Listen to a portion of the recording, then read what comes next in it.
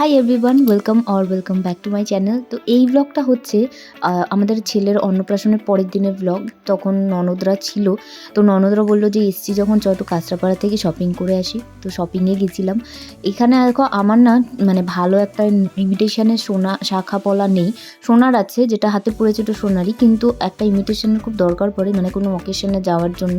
তো এই জন্য এইখান থেকে এই দুটো জিনিস কিনলাম, শাখা পলা আর ছেলের একটা মোজা কিনলাম। আমাকে ননদ আবার অনেক কিছু কিনে দিল মানে কসমেটিক্সের।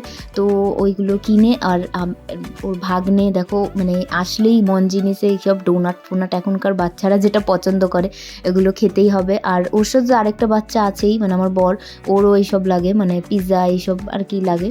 তো খেয়ে আমরা বাড়ি চলে আসলাম। বাড়ি এসে এবার ননদের বাড়ি যাওয়ার পালা, মানে ও আমার ননদ যেহেতু অনেকটাই দূরে থাকে, আসতে সেই একটা রাত লেগে যায়। তো সেই জন্য যখনই আসে মনটা ভালো হয়ে যায়, আবার যখন চলে যায় মনটা খারাপ হয়ে যায়।